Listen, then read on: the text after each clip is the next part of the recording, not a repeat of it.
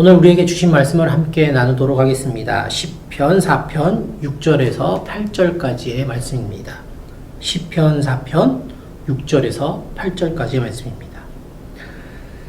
여러 사람의 말이 우리에게 선을 보일 자 누구니요 하오니 여호와여 주의 얼굴을 들어 우리에게 비추소서. 주께서 내 마음에 두신 기쁨은 그들의 곡식과 새 포도주가 풍성할 때보다 더하니이다. 내가 평안히 눕고 자기도 하리니 나를 안전히 살게 하시는 이는 오직 여호와이시니이다. 아멘. 이것은 하나님의 말씀입니다. 오늘 주신 말씀을 위해 함께 기도하겠습니다. 사랑과 은혜가 많으신 하나님 감사합니다. 오늘도 우리에게 귀한 말씀을 나눌 수 있는 시간 허락하시니 감사합니다. 우리 이 말씀 듣는 시간입니다. 우리 마음 가운데 듣는 길 허락하셔서 잘 들을 수 있도록 인도하여 주시옵소서. 이 모든 말씀 살아 역사하신 우리 구주 예수 그리스도의 이름으로 기도합니다. 아멘. 오늘은 시편 4편 6절에서 8절까지의 본문으로 언제나 항상 그 자리에 있음이라는 제목을 함께 말씀을 나누도록 하겠습니다. 어린아이들이 학교나 어린이집, 유치원을 보내보신 분들은 누구나 다 한 번쯤은 경험해 보셨을 수 있는 일입니다. 처음 학교나 어린이집, 유치원에 가는 날은 전쟁을 치르는 집이 참 많습니다. 정도의 차이가 있긴 하지만 아이들은 울고 부모님은 한없이 아이들을 달래는 그런 광경들이 많은 집들에서 보이는 그런 모습들입니다. 아이들이 왜 이렇게 학교나 어린이집, 유치원에 처음 갈 때 우는지, 그 마음은 어떨지 한번 살펴보니 불안을 느끼기도 하고 걱정도 되고 무서움도 느껴지고 참 복잡한 마음을 가지겠다는 생각을 해보게 되었습니다. 저희 큰아이도 초등학교에 갈 때가 생각이 나더라고요. 초등학교 가기 전날 자기 방에서 훌쩍훌쩍 울고 있는 거예요. 네, 그래서 왜 우나? 이 녀석, 아들인데 남자 녀석인데 개구쟁이거든요. 근데 갑자기 울고 있더라고요. 그래서 왜 이렇게 서럽게 울고 있나 가서 물어봤죠. 왜 울어? 그랬더니 아빠, 학교 가는 게 무서워서 라고 이야기하는 겁니다. 제가 마음속으로는 얼마나 이렇게 신기하고 재밌던지, 네, 어른이 된 부모 입장에서는 다 경험했으니 별게 아니라 뭐 큰 문제 아니다 생각할지 모르지만 8살 아이의 입장에서는 참 난감한 상황이 아닐까 싶습니다. 잘 설명하고 달래서 학교에 보내고 그날 저녁에 집에서 제가 물어봤습니다. 학교 재밌지? 그랬더니 학교 갔다 온 첫날 이 아이의 말은 엄청 재밌어요 라는 이야기였습니다. 저도 뭐 학교 생활을 오래 했죠. 학생 생활을 오래 했습니다. 저희 아이한테 아빠 무서운 거 되게 싫어하거든? 근데 이 무서운 걸 싫어하는 아빠가 왜 그렇게 학교 되게 좋아하는 줄 아냐? 학교 가면 재밌거든. 선생님도 만나고 친구들도 만나고 엄청 재밌거든. 제가 이렇게 좀 달래는 이야기를 하면서 아이를 이렇게 달래고 학교에 보냈던 기억이 납니다. 뭐 아이들만 이럴까요? 뭐 성인이 돼서는 이런 모습 보이지 않을까 생각하시겠지만 성인이 되어도 사실 뭐 크게 차이는 없는 것 같습니다. 상담을 해보면 이런 경우들이 간혹 있습니다. 상담을 1년 넘도록 받는 분들이 있어요. 그래서 상담사의 입장에서 이분이 이제 상담 더 안 받으셔도 혼자 잘 지내실 수 있을 것 같은데, 근데 계속 상담 받겠다면 이제 오시는 분들도 있습니다. 근데 왜 그런 상담을 받겠다고 할까 생각해보면 이분들의 마음도 사실 불안해서 아직은 내가 나 혼자 홀로 서서 잘 해낼 자신감이 없어서 뭐 그런 이유들이 숨겨져 있더라고요. 보통 이런 상황이 되면 저는 이렇게 말씀을 드립니다. 자, 이제 웬만한 문제들은 상담에서 다 해결되신 것 같아요. 자, 다시 일상적으로 생활을 해보시다가 힘드시면 언제든지 또 다시 상담 받으러 오시면 됩니다. 자, 저야 항상 그 자리, 그러니까 상담센터에 제가 있으니까 언제든지 오셔서 다시 저하고 상담하자고 이야기하시면 상담 받으실 수 있으니 편안한 마음으로 이제 상담 받으러 안 오셔도 되고 가서 한번 일상생활을 이전처럼 다시 한번 해보시는 게 어떨까요? 라고 말씀을 드리죠. 자, 이 이야기에 비로소 이제 안심을 하시고 상담을 마무리하고 다시 자신의 자리로 돌아가는 분들을 간혹 배웠던 적이 있습니다. 어린아이나 어른이나 다들 자신이 어려워한 일들이 있고요. 그때를 벗어나도록 도와주었던 존재에게서 떠나간다는 것. 네. 그리고 새로운 곳에서 새로운 관계를 만들고 살아가야 한다는 것과 같은 것은 미지의 세계를 개척해 나가야 한다는 불안과 두려움, 그런 것들을 느끼게 하는 그런 상황이나 순간들이 우리 인생에 있는 것은 아닌가라는 생각을 해보게 됐습니다. 오늘 저와 여러분이 함께 나눈 시편 4편 6절에서 8절의 말씀도 이런 우리의 마음을 잘 나타내주고 있는 그런 말씀입니다. 시편 4편은 잘못된 행동으로 고소당한 어떤 사람의 탄원의 내용처럼 쓰인 시편입니다. 부당한 상황에 놓인 사람들이 가지는 감정은 어떨까요? 우선 불안, 분노, 우울, 초조, 이런 좋지 않은 감정들이 보일 듯합니다. 1절에서 5절의 말씀은 그런 부당한 마음들이 표현되어 있습니다. 다윗의 시라고 알려져 있는 시편 4편에서 이런 부당한 일을 당한 사람은 바로 다윗이라고 볼 수 있겠죠. 이런 부당한 경험을 한 다윗의 모습, 그 모습은 1절에서 5절에 우리가 주변에서 보는 일반적인 부당함을 당한 사람과 비슷한 행태를 보입니다. 1절의 내용은 자신의 억울함을 하나님께 호소하는 다윗의 내용입니다. 하나님, 제 기도를 들어주세요. 저 억울합니다. 라고 하나님께 자신의 억울함을 호소하기 시작해서 사람들에게 자신의 억울함을 주장하는 다윗의 모습을 볼 수 있죠.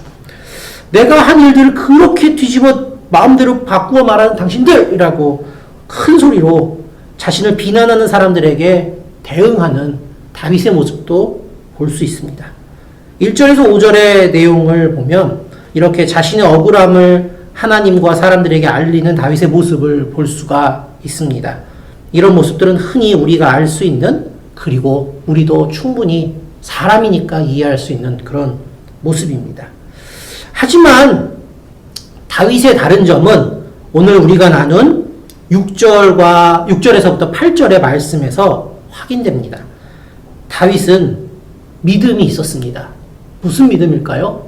하나님이 자기를 지켜준다는 믿음입니다. 그 믿음은 하나님에 대한 강한 또한 확신이었습니다. 다윗이 이렇게 이야기를 하는 거죠. 사람들이 그렇게 말하더라고요. 나를 도와줄 리가 누구냐? 너 도와줄 사람 누구냐? 근데 하나님, 우리를 도와주세요. 저는 하나님이 계심을 믿습니다. 라며 다윗은 자신의 믿음의 확신을 이야기하면서 그 이유를 7절과 같이 표현합니다. 7절을 제가 조금 다르게 한번 표현해 봤습니다. 내 마음에 두신 기쁨이 저에게 도와줄 사람들이 부족함 없이 다 가지고 있을 때보다 더 큽니다. 내 마음에 두신 기쁨이, 하나님이 저에게 이미 주신 기쁨이 저에게 도와줄 사람들이 부족함 없이 다 가지고 있을 때보다, 다른 사람들이 가지고 있는 그 어떤 것보다도 내 마음에 주신 이미 그 기쁨이 더 큽니다. 라고 다윗이 이야기하는 거죠. 다윗은 세상이 자신을 모두 비난해도 자신을 품어주고 사랑해줄 하나님이 계시다는 확신이 있었습니다. 그 마음을 오늘 본문 8절과 같이 표현하고 있습니다. 내가 평안히 눕고 자기도 하리니 나를 안전히 살게 하시는 이는 오직 여호와이시니이다. 아멘. 이것은 하나님의 말씀입니다. 세상에서 당당하게 하나님의 사람으로 살아가는 자신의 힘과 그 이유를 분명히 알고 있다는 점이 다윗이 우리와는 다른 점이고, 그 점이 다윗이 하나님의 사랑을 받은 사람이었음을 확인할 수 있는 기준이 되는 것입니다. 다윗은 이새의 막내 아들이고 양치기였습니다. 즉 아무것도 가진 것도 없고 가장 미약한 존재였다는 점입니다. 그런 다윗이 이스라엘의 왕이 되었고 오늘날 성소에서 이스라엘 민족에게 존경받는 인물이 되었습니다. 무슨 힘이 다윗을 그런 인물로 만들었을까요? 그 이유는 바로 오늘 시편 4편 8절의 내용이 다윗을 그런 사람으로 만든 증거가 된다고 할 수 있겠습니다. 하나님은 언제나 항상 그 자리에 있음을 믿는 다윗의 그런 마음은 다윗을 위대한 인물로 만들어 낸 것입니다. 우리는 세상을 살아갑니다. 세상 속에서 우리는 참 작고 미약한 존재입니다. 미물이라고 하죠. 세상이 만들어낸 것들은 영원한 것이 없습니다. 그렇기 때문에 세상에 의지하고 그리고 세상에 우리가 의지해서 살 수 없고 그런 세상을 의지할 수 없고 그리고 늘 우리의 마음은 불안하다라는 것을 느끼며 살아가는 그런 인생이 되는 것이죠. 이런 상황에서 우리가 의지할 수 있는 영원한 존재가 있습니다. 그분은 바로 삼위일체 주님이십니다. 그리고 그 주님은 언제나 항상 그 자리에 있는 존재이십니다. 하지만 우리는 그 사실을 늘 망각하고 살아갑니다.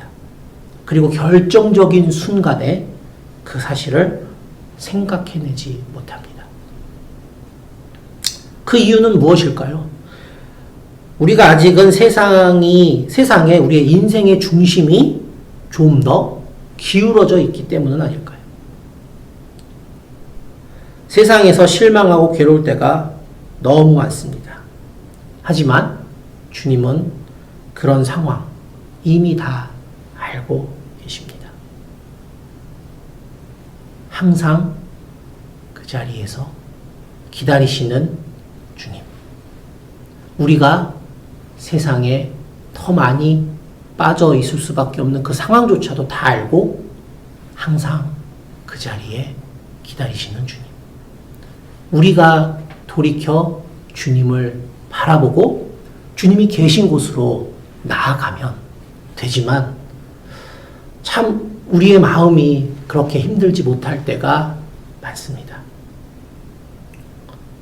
특별히 이 말씀을 함께 나누고 계신 우리 청년들, 특히 직장 생활하고 계시는 우리 청년들, 세상과 타협할 수밖에 없는 상황이 참 많습니다.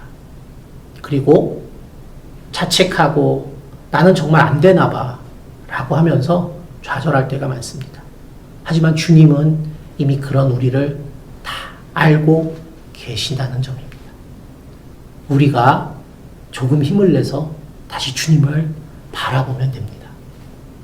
항상 언제나 그 자리에 계시기 때문에 우리는 항상 언제나 그 자리에 주님이 계시다는 것을 기억하고 우리가 힘들고 괴로울 때 우리가 어렵고 쓰러질 때 그때 고개를 그쪽으로 돌리면 주님은 우리를 보며 같이 아파하시고 같이 슬퍼하시고 같이 괴로워하시고 우리를 어떻게든 구해주겠다고 그 손길을 내밀어 주실 주님입니다. 이제는 우리가 그런 주님이 거기 계신 것을 알고 있기 때문에 항상 같은 곳에 계시다는 것을 알고 있기 때문에 이제는 우리의 마음의 중심을 하나님께 예수님께 성령님께 옮겨 놓으면 됩니다. 주님은 항상 언제나 항상 그 자리에 계십니다. 그리고 그곳에서 언제나 항상 그 자리에서 우리에게 힘이 들면 이야기하라고 나한테 오라고 내 이름을 부르라고 그러면 도와주겠다고 말씀하고 계십니다. 이렇게 우리에게 돌아갈 곳, 보호받을 곳이 있다면 우리가 세상에서 불안하고 어려운 것들이 있을까요? 세상에서 불안해하고 어려워해야만 할 것들만 이 세상에 있을까요? 언제나 항상 그 자리에서 우리를 기다리는 주님이 계심을 늘 기억하고 다윗의 그런 마음을 닮아가는 여러분들 되시기를 기도합니다. 다 함께 기도하시겠습니다. 사랑과 은혜가 많으신 하나님 감사합니다. 오늘도 우리에게 귀한 말씀으로 우리가 잊고 살았던 중요한 사실을 깨닫게 하시니 감사합니다. 우리가 불안하고 괴로운 상황을 살아가는 가운데에서도 언제나 항상 같은 자리에서 기다리시며 우리를 도우시는 주님이 계심을 다시 깨닫게 하시니 감사합니다. 그런 주님이 언제나 우리를 돌봐주심을 믿는 그런 사람들이 우리 되도록 인도하여 주시옵소서. 깨달은 대로 늘 우리를 지키시는 주님 계심을 믿고 나아가는 그런 사람들이 우리가 되도록 역사하여 주시옵소서. 이 모든 말씀 오늘 살아 역사하신 우리 구주 예수 그리스도의 이름으로 기도합니다.